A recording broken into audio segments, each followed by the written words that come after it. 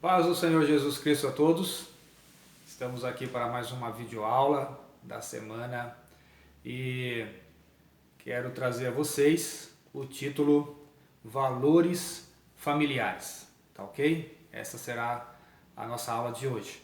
E para tanto, quero introduzir com o Salmo 128, que diz assim: Bem-aventurado é aquele que teme ao Senhor e anda em seus caminhos, pois comerás do trabalho de suas mãos, feliz será e te irá bem. A tua mulher será como videira frutífera ao lado da tua casa, e os teus filhos como plantas de oliveira à roda da tua mesa. Eis que será abençoado o homem que teme ao Senhor. Amém? Bom, a aula de hoje, como eu falei, valores familiares, eu quero compartilhar com vocês alguns valores que talvez esteja aí escondidinho dentro da sua casa, dentro do seu relacionamento conjugal, dentro da sua família. Bom, o primeiro valor que eu quero conversar com vocês é sobre o compromisso. Isso mesmo, quando o marido e a esposa eles estão comprometidos com o casamento, eles veem essa união como algo permanente, não algo temporal. O compromisso nos leva a reconhecer que o casamento é algo permanente. E isso cria no casal um senso, uma segurança, um clima de segurança. Tá ok? Eles confiam cada vez mais porque há um respeito a esse compromisso assumido no altar. Não é verdade?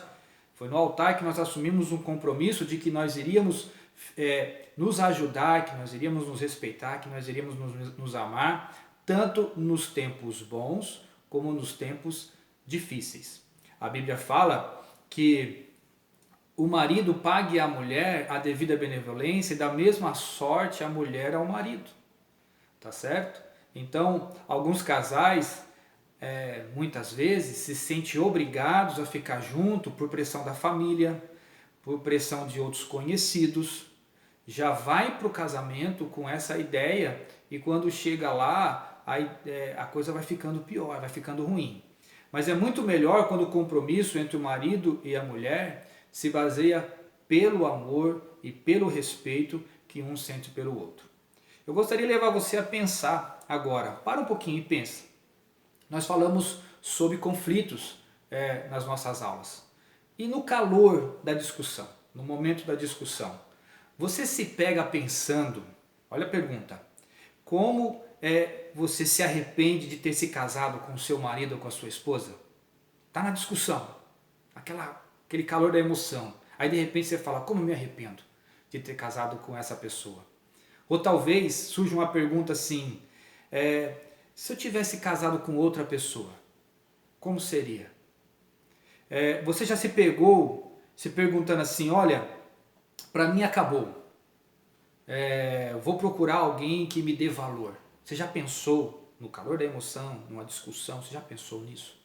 Se você disse sim para uma ou mais dessas perguntas, você precisa reavaliar o compromisso, o comprometimento do seu casamento. Então eu gostaria de deixar como tarefa, a cada valor que eu colocar aqui, eu vou sugerir a você, casal, uma tarefa. Converse com o outro, converse com seu marido, né? Será que nós estamos menos comprometidos um com o outro como nós éramos antes, lá no começo do casamento? Agora, como é que está esse comprometimento? Ele é mútuo, ele é de qualidade, ele está sendo zeloso. Se você conversar com o seu esposo, com a sua esposa, sim, nós estamos menos comprometidos. O que foi que aconteceu para que esse comprometimento diminuísse? Dá uma investigada. O que precisamos fazer para ficarmos mais comprometidos em nosso casamento? Discuta, converse, tenha um diálogo inteligente com seu cônjuge a respeito disso. Vou dar uma dica, de vez em quando, viu, marido, mulher, esposa, de vez em quando, manda umas mensagens carinhosas para o seu marido, para a sua esposa. Hoje nós temos o WhatsApp, mas faz algo diferente. Deixa uns bilhetinhos, aqueles post-it, né? na geladeira, sei lá, seja criativo, aproveita esse momento que nós estamos em quarentena, faz algo diferente, criativo. Tem um monte de gente lançando criatividade aí, vamos fazer as nossas também. Tenha fotos dele ou dela na sua mesa de trabalho, por exemplo, aquela foto de preferência, aquela que te faz relembrar bons momentos, tá certo? E que você está demonstrando que tem respeito por ele, por ela. Ligue para o seu marido, ligue para sua esposa durante o dia, manda um recado, manda um áudio, olha meu bem, estou pensando em você, olha, estou com saudade de você, né? Não vai mandar aqueles áudios assim, você vai fazer hora extra hoje? Graças a Deus, porque tem esposa que faz assim, né? E tem marido que fala assim, ei, você vai demorar na casa da sua mãe hoje? Ufa! Não. Veja como é que está o compromisso que vocês assumiram no altar, tá certo? Esse é o primeiro valor. O segundo valor que eu quero compartilhar, trabalho em equipe. Trabalho em equipe. Quando o marido e a esposa trabalham em equipe, eles são como o piloto e o copiloto de um avião. Eles seguem o mesmo plano de voo. O piloto pega o plano de voo antes de decolar e ele fala, ah tá, eu vou nessa rota, nessa direção. Aí ele mostra para o copiloto, beleza, é isso que nós vamos fazer. Não há uma divergência. Ao passar por problemas, eles não pensam em si mesmos, mas pensam no outro. Esse problema também é meu. Esse problema não é só seu, esposa, não é só seu, marido.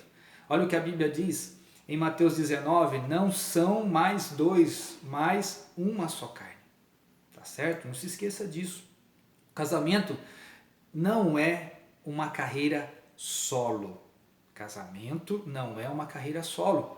Marido e esposa precisam trabalhar juntos para que possa haver uma harmonia no casamento, felicidade no casamento. E quando surge a discussão, o casal não trabalha em equipe, eles vão se concentrar no quê? Nas críticas um com o outro e não em resolver o problema. Tá certo? E não em resolver o problema.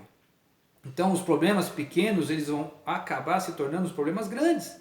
Por quê? Porque não está havendo um trabalho em equipe.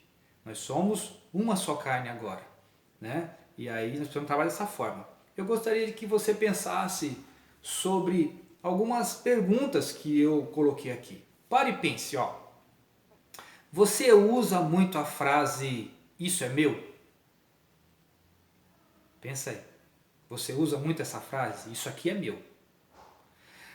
Você se sente à vontade em dividir suas preocupações com seu cônjuge? Se nós somos uma equipe, você se sente à vontade em colocar para a equipe preocupações que estão no seu coração? Ou isso te intimida? Ou você não tem essa liberdade? Terceira pergunta. Quando algo dá errado, você, esposo, você, esposa, procura o culpado ou a solução?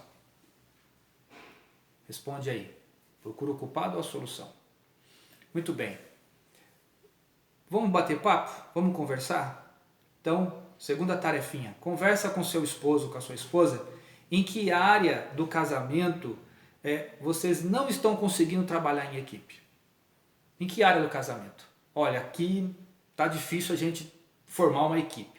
Precisamos ajustar. Como é que nós podemos melhorar? É a segunda pergunta que vocês têm que conversar. Em como que nós podemos melhorar?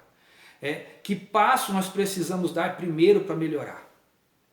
Quais são os passos? Às vezes eu vou ter que ceder, muitas vezes nós vamos ter que ceder, não só algumas, muitas vezes.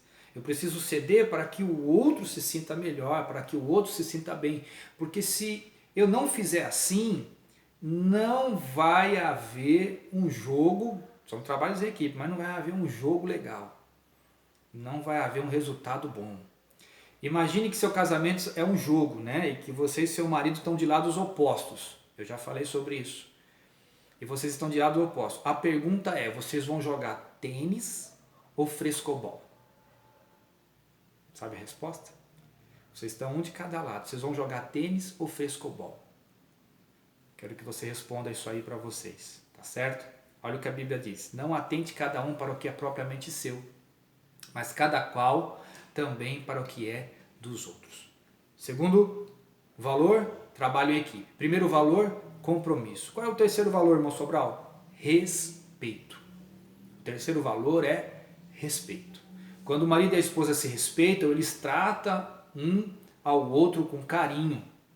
E mesmo quando não estão em acordo, mesmo quando há uma discórdia de algum assunto, eles tratam com carinho. Os casais se respeitam, não ficam os casais que se respeitam, eles não ficam insistindo em uma mesma opinião. Ah, isso aqui é do meu jeito, é da minha forma. Não, eles buscam uma conversa para que entenda o outro. Nós conversamos sobre isso, para que entenda o outro, o que o outro está pensando. Eu quero respeitar a sua opinião, eu quero entender a sua opinião, eu quero chegar em um bom entendimento. Isso é respeito, isso é honra, isso é valorizar. A Bíblia diz: o amor não procura seus próprios interesses. 1 Coríntios 13. O amor não procura seus próprios interesses. Respeitar minha esposa significa reconhecer o valor dela e não fazer nada que possa machucá-la ou prejudicar o nosso casamento. Isso é honrar, isso é respeitar. Quando não existe respeito dentro de um relacionamento conjugal, dentro de um relacionamento familiar, quando não existe o respeito, as conversas são contaminadas por críticas, as conversas são contaminadas por sarcasmo e até mesmo por desprezo. Há muitas pessoas que estão dentro de casa, no relacionamento conjugal e familiar, mas estão sofrendo com críticas, estão sofrendo com sarcasmo, estão sofrendo com desprezo. E a falta do respeito no casamento é a janela para o divórcio.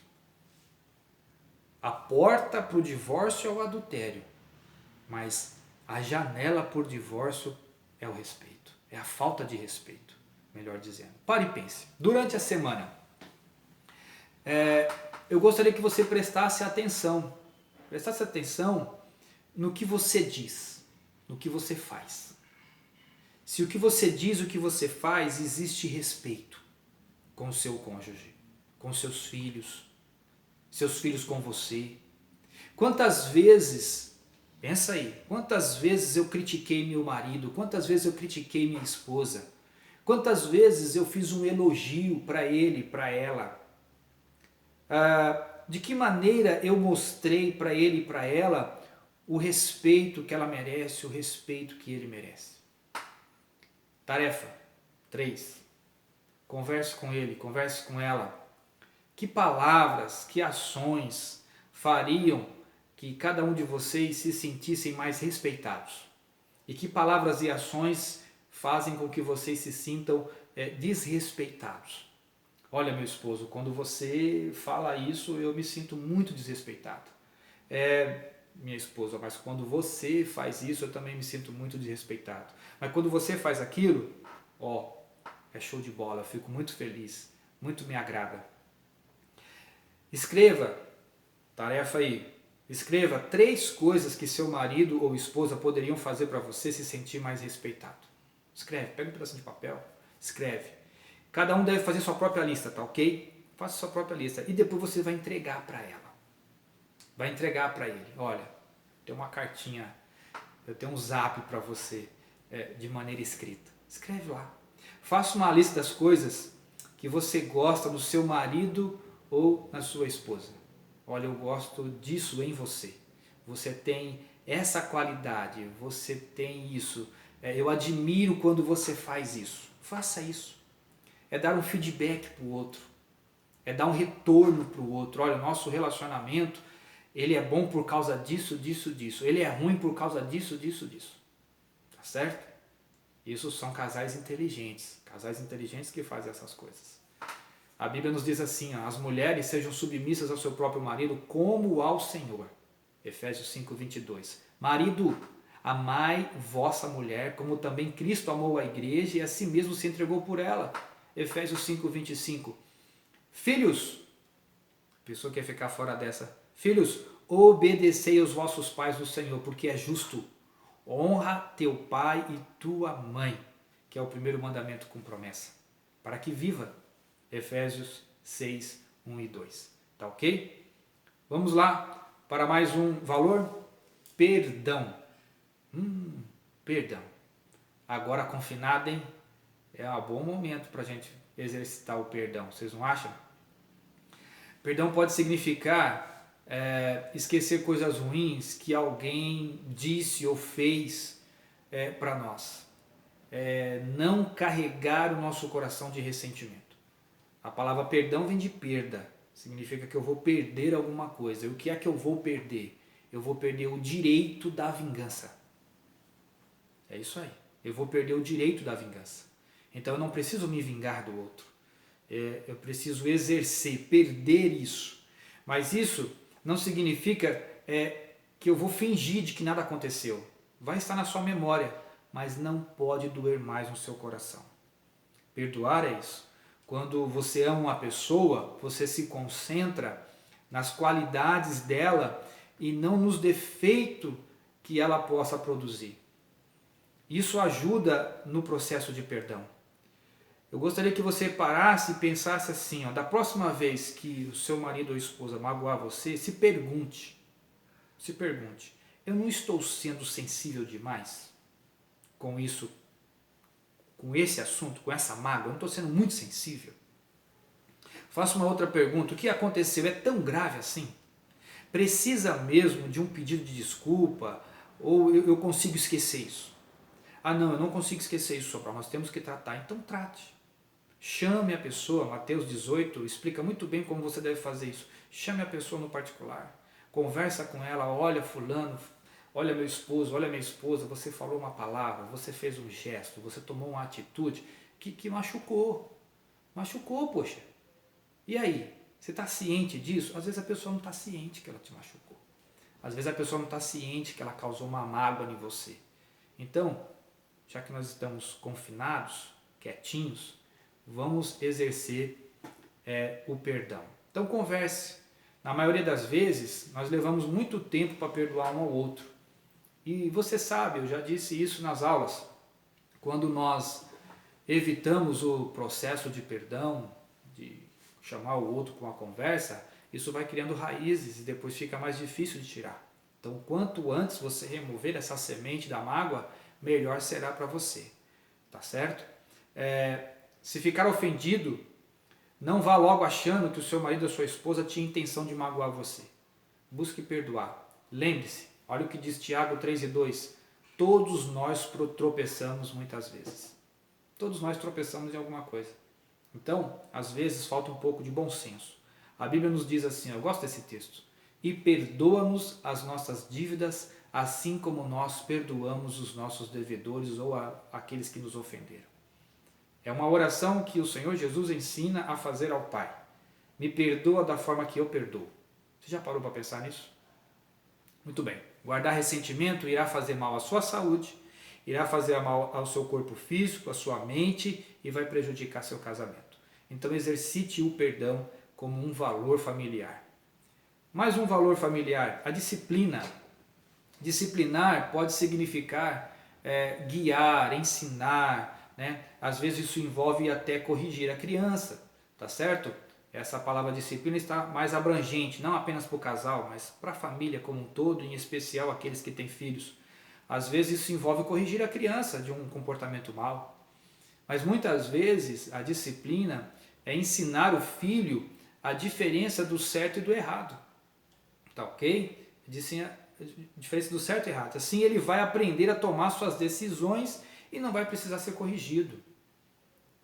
Nos últimos dias, parece que alguns pais, eles não disciplinam mais os seus filhos, ficam com medo que isso vai causar um prejuízo na autoestima da criança. E aí recuam na disciplina, deixando os filhos fazer o que bem entende. Pais sábios, presta atenção nisso, pais sábios estabelecem regras equilibradas e treinam seus filhos para obedecer essas regras. Casal, você é autoridade na sua casa. Não deixe que os filhos tomem conta dessa autoridade, que os filhos diminuam a sua autoridade, tá ok? Agora, na disciplina eu preciso de 3 elementos. Primeiro, ser coerente. Seja coerente. Se seu filho não seguir as suas regras, você deve corrigi-lo, mas não deixe de elogiar o seu filho quando ele for obediente. Só corrigir o lado negativo não resolve, eu preciso elogiar o lado positivo também. tá ok? Seja coerente. Segundo, seja equilibrado. Coloque uma balança na idade, na maturidade do seu filho, de acordo com a gravidade do erro dele. De acordo com a gravidade do erro dele. A disciplina geralmente tem melhores resultados quando está ligado ao erro cometido. Cometeu o erro, vai lá e corrige. Ah não, na próxima eu faço. Você não fez quando errou, você fortaleceu, ainda que inconscientemente, que ele pode fazer de novo. Que ela pode fazer de novo. Tá certo? Então corrija naquele momento, naquela hora e explique por que você está corrigindo. E esse é o terceiro dica que eu quero dizer. Seja coerente, seja equilibrado, mas sobretudo, mostre amor. Mostre amor. As crianças acham que é muito mais fácil aceitar uma correção quando elas sabem que os seus pais a disciplinam por amor. Olha, eu estou fazendo isso porque eu te amo. Porque se eu não fizer isso com você, o mundo vai fazer e vai fazer sem amor. Tá certo? A Bíblia nos fala assim, ó, filho meu, atenta para as minhas palavras. Aos meus ensinos, inclina os teus ouvidos. Não os deixes apartar-te dos teus olhos. Guarda-os no íntimo do teu coração, porque são vida para os que acham e saúde para o seu corpo. Provérbios 4, 20, 22. Um outro conselho que eu quero deixar com vocês, e esse é o último da nossa aula, é o valor do exemplo. Só um minutinho. O valor do exemplo, desculpa. Pais que dão exemplo praticam o que ensinam. Tá certo? Pais que dão exemplo praticam o que ensinam. Não dá para esperar que seu filho fale a verdade se quando você não quer atender alguém na sua porta, você ouve, você diz para ele assim, ó, fala que eu não estou em casa. Quem nunca fez isso, hein?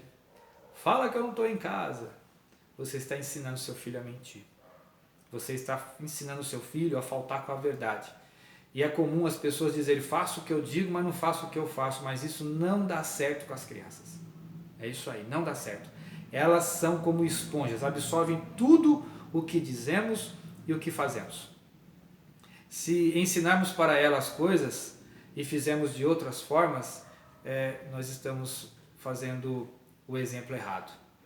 A gente pode falar centenas de vezes a mesma coisa para os nossos filhos e ficar sem saber se eles estão escutando ou não. Mas se apenas uma vez você deixar de fazer o que ensina, eles vão chamar a sua atenção. Você fala, mas quando você pisa na bola, você faz o contrário, eles vão chamar a sua atenção. As crianças ficam atentas em tudo que nós fazemos, até mesmo quando achamos que elas não estão prestando atenção.